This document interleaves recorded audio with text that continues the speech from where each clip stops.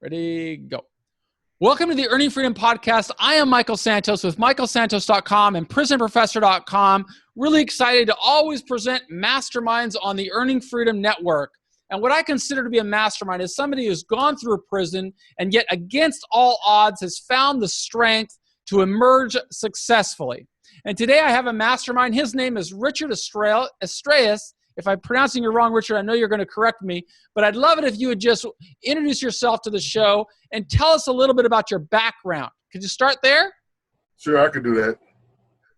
Okay, let's hear it. Okay, my name is Richard Esteras. I was born in El Paso, Texas, moved as a toddler to Gary, Indiana.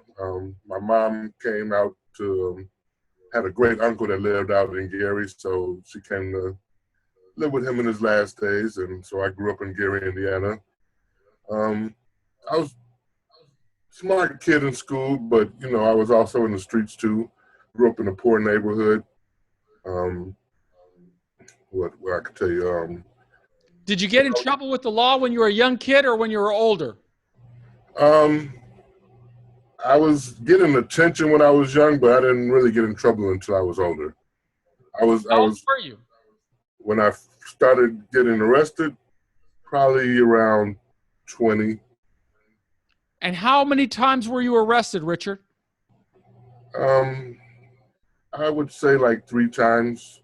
I would get arrested and I would bail out, get arrested again, bail out. So it didn't really register to me. I felt like I could always just get back on the streets, throw a little money to get bailed out and everything would be okay. But the last time I got arrested, I didn't have a bond, so I had to. What'd you get arrested for the last time? I was arrested on murder charges. It was me and a few friends were all together celebrating a friend's birthday party. We were drinking Bacardi Reserve and chasing it with Mad Dog Banana Red and getting coked out. We were all in the drug dealing game. I was involved with cocaine and guns. All this during the time when Gary, Indiana was like one of the murder capitals of the nation. And so I was in the streets during all that time. How old were you then, Richard? The last time I got arrested, I was 23. And so when you got arrested the earlier times, did you have any, it doesn't sound like it, but correct me if I'm wrong, did you have any inclinations of wanting to turn your life around and start living a life that would not put you in the crosshairs of law enforcement? Or were you always just saying you didn't care? It was like I didn't care. I wanted to care, but I didn't care. I felt like those were the cards that life dealt me that I just had to deal with. That was my thought back then. This is my life. I had to deal with it. I didn't get the silver spoon or anything like that. So I just got to roll with the punches. Survival of the fittest was. And so when you got arrested when you were 23, what was your mindset when you went inside of the Indiana State prison system? Well, I went to the Lake County Jail, and it's maximum security, just concrete and steel. I was in there for like 2 years and 9 months fighting my case. I was facing 68 years in prison. When I first got in there, I felt like, I had to do what I had to do to survive. I went in there, and my first day in there, I seen a guy from the streets that, he used to buy drugs from me. And he was running from me because he owed me money. So I saw that he, in there, he was like, he had all the commissary, he ran the store inside the jail. And so I would just come up to him and take bags of chips and candies from his bag. And the guys that he was with, they noticed that and was wondering why he was allowing that to happen. So the next day, I get up and he set these guys up to fight me. And now I'm in, in solitary confinement because, I got into a fight. And that's when it dawned on me, like, what is my life really coming to now? I was like a few days ago, I'm partying, I'm doing coke, I'm drinking, I'm hanging with women, and now I'm in a small cell by myself. And that's when that was like the first time it hit me, like, what's really happening to my life? Mm-hmm. And so what kind of changes did you make, Richard? Well, while I was in solitary confinement, I started off like reading the Bible. I wasn't seeking like religion. I was seeking more spirituality. Like why is this book around for so long, and what can I get from it? So I started doing that, and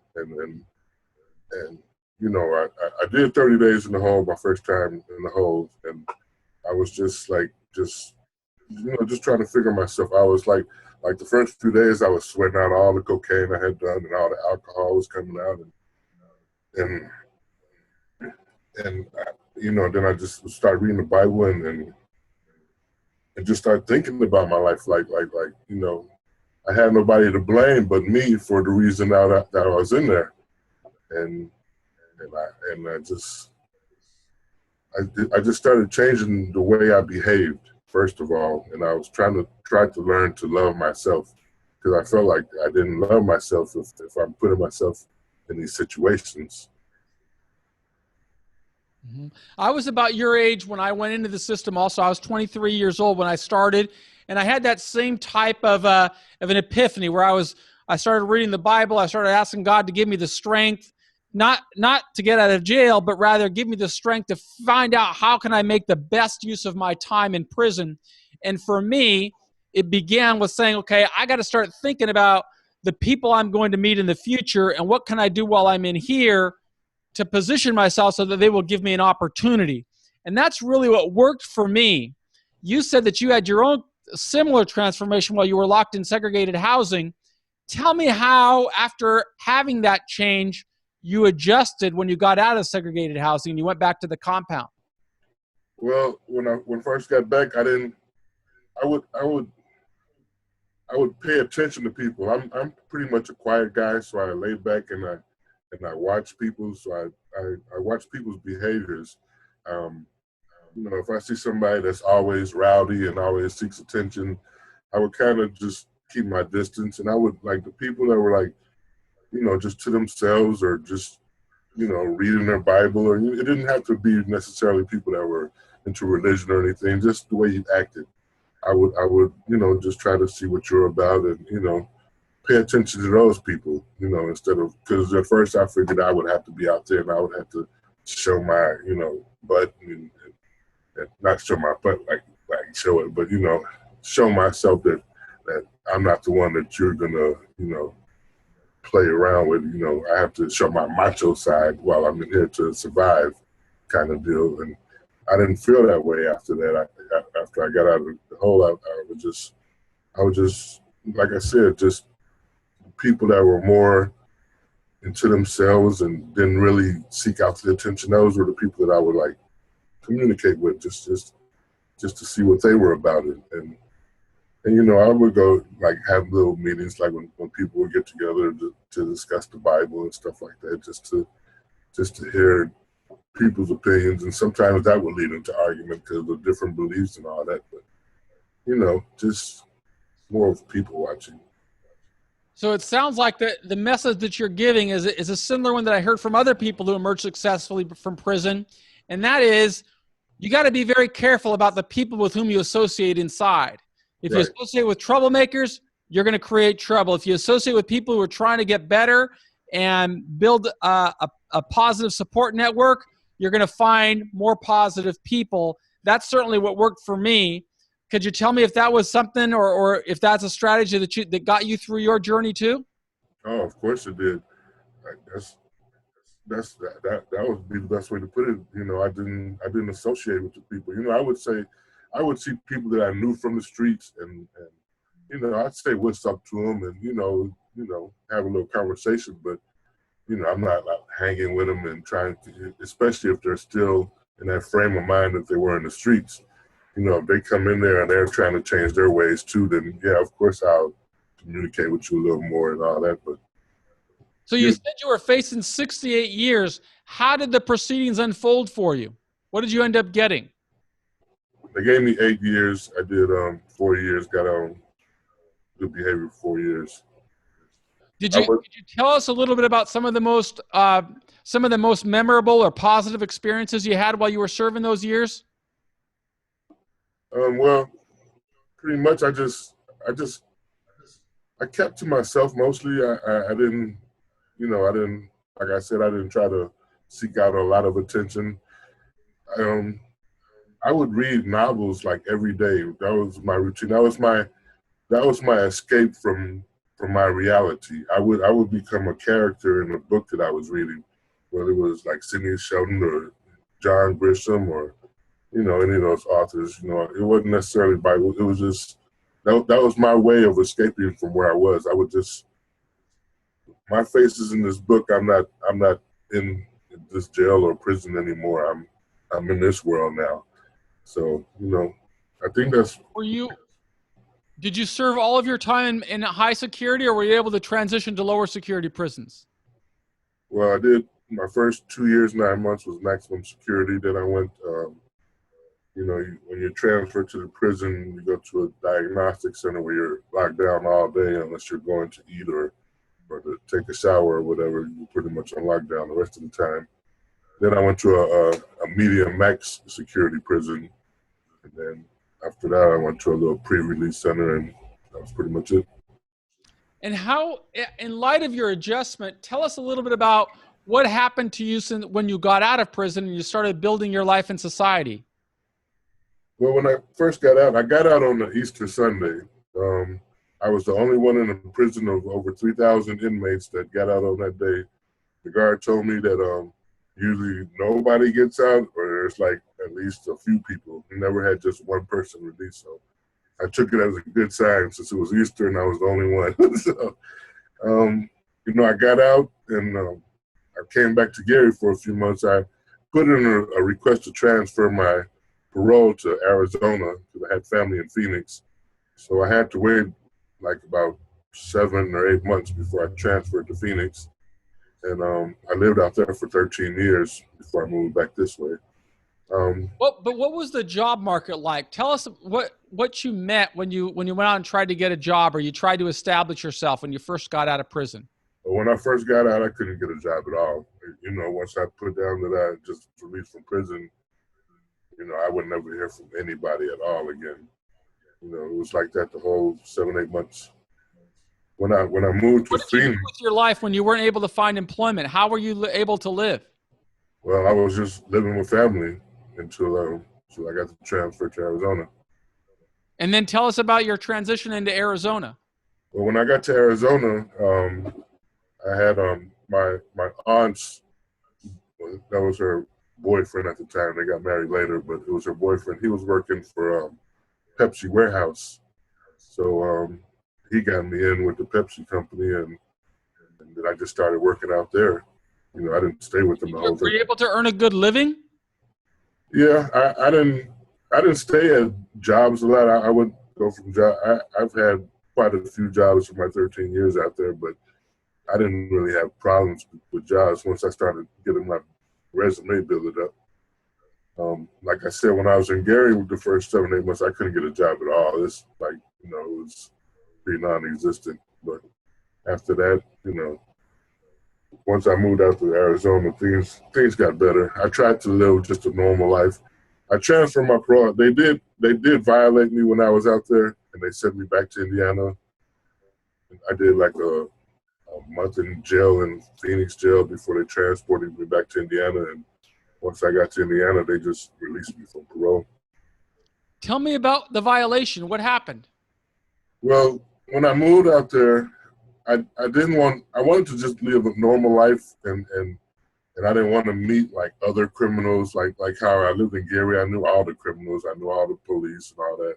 I just wanted to be normal. I wanted to work a job, and so my parole officer was sending me to all these like meetings and stuff, and I had like a curfew, and I violated the curfew. I went to a nightclub with some girls, and the girls got into a fight, and they took our names. So when they took my name, they saw that I was on parole, and they reported it to my officer, and they violated me. And then wow, so you didn't commit a crime, you just got locked up because of some type of technicality. Yeah, pretty much. I wasn't committing any crimes. I just went following. how did that influence you? Were you stable at the time, and then you get taken out of your job and put in jail? Yeah, they called me while I was at work at Pepsi and told my boss to tell me to clock out right now and report in. And when I came in, the the new parole officer was talking to me, and there's two officers behind me all of a sudden and ready to take me in. They asked me if I wanted. They asked me if I wanted to. I could either do 90 days in Maricopa County Jail in Arizona, or I could get transported back to Indiana. And I said, well, I didn't come out here to meet new criminals, so just take me back to Indiana, I guess. And that's what they did. But when I got back to Indiana, I had to stay like a month before I got to see the parole board in Indiana. But when I did, they let me go the same day, even cut off the rest of my parole, because they saw that. Was Pepsi willing to take you back and employ you again after that, or did they say, we don't want you back here anymore? Well, what happened, my boss at Pepsi, he kept my car for me the entire time that I was gone. But when I got back, he was sick. He had caught cancer, so he wasn't there anymore. And then he died like a few months later. So you weren't able to go back to your job? No. So I know that you're in an exciting career right now. Tell us a little bit about the work you're doing now. Well, I'm an actor now. I started off doing voiceover. Actually, when I moved back from Phoenix, I moved back because of the recession. I had lost my job out there. I lost my home, my vehicle. I was homeless the last few days I was out there, and until I moved back out here with family. But when I came back out here, I was so used to people always telling me about my voice, that I have a unique voice. So I decided to, Chicago's only half an hour away from Gary, Indiana. So I decided to just look up places out there to take over voiceover classes.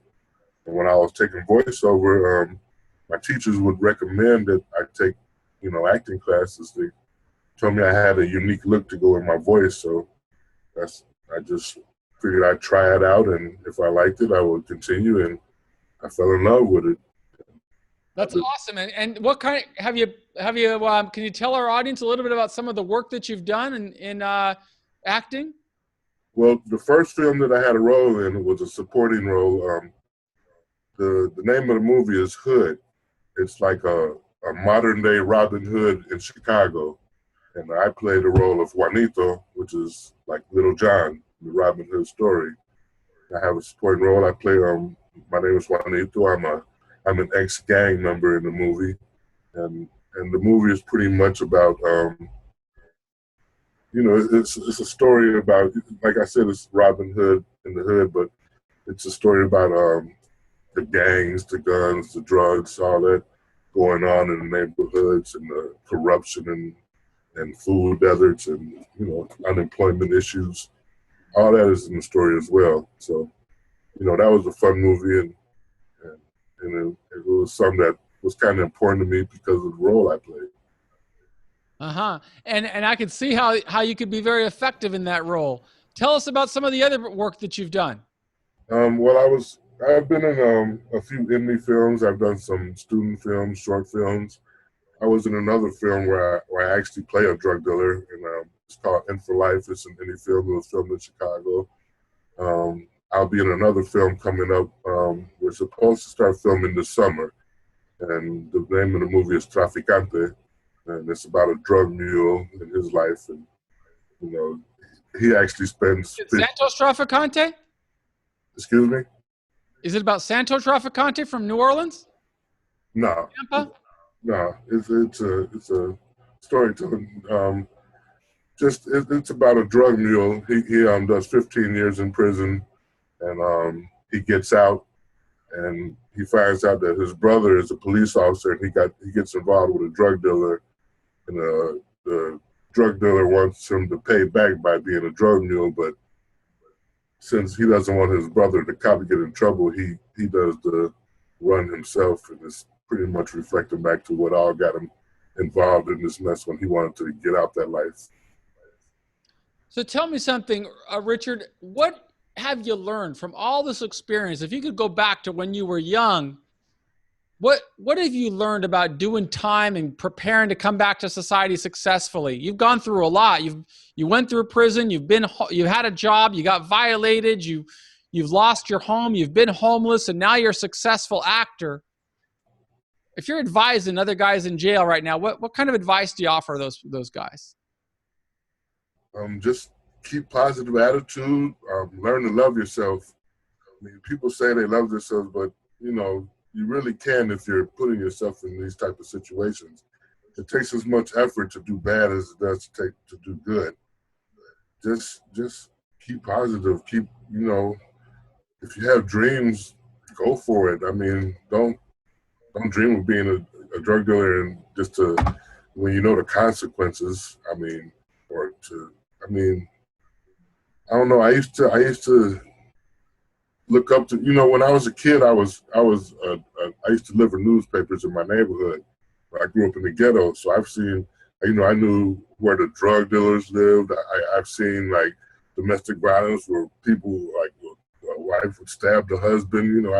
I've seen all kind of things, and just, I don't know, if you can see something for yourself, I mean, go for it. Don't just make it just a dream that you're sleeping on. One of the things that I see for guys who succeed after many years of staying out of prison, an important thing is to avoid relationships with other people who are involved in crime. What thoughts do you have about that? About, who the people with whom you associate? Are they straight guys, or are they still involved on the margins of criminality, or do you not associate with people who are involved in crime? Yeah, I don't associate with anybody involved in crime. Like I said, when I moved to Arizona, that was my whole purpose, to get away from those type of people. And I come back here, I live in Gary because, that's where my budget is right now. But, I'm always in Chicago, and I'm not in the bad neighborhoods of Chicago. I'm like where people are motivated, trying to get somewhere, trying to do things. I surround myself with people that whose dreams are like mine or similar. Richard, do you have a social media site or a Twitter account or Facebook or someplace that I can connect people who might want to reach out to you? Yeah, I'm on Facebook. I'm on Twitter as well. I'm on Instagram. What I do, one of the things that I do, Richard, besides putting these episodes in prisons, is I always write a bio. So I'm going to ask you to give me your links to those pages so that people who might want to connect with you, they'll know how. Because I think you've got a lot to offer people who are in prison or people who just got out of prison that want to learn, hey, how did Richard do it? Why can't I want to do something like him? Because as you know, many people who come out of prison, they find themselves in this cycle of failure. And right. What Freedom's about is highlighting people like you who've been successful in overcoming it. Yeah, I read somewhere once that like 80 to 85% of the people that get locked up always return, and I had never wanted to be. I wanted to be the other 15 or 20% that didn't make it back. One thing we say in the Earning Freedom program is it all begins with attitude, and you've got the right attitude. You know how to reject the criminal lifestyle, and you know how to surround yourself with positive people and positive thoughts. And that's why I'm so grateful to you for sharing your story with those brothers that we have that are still locked up, and try and show them how to build a better life. Hey, thanks for having me on here. Thanks for being on there. I am Michael Santos with michaelsantos.com. I'm going to have show notes available with Richard's contact information. And I encourage you to look. If you're looking for a leader, if you're looking for a mastermind or a role model who can overcome struggle, Richard is your man. Thanks so much. We'll be back with another inspiring guest soon.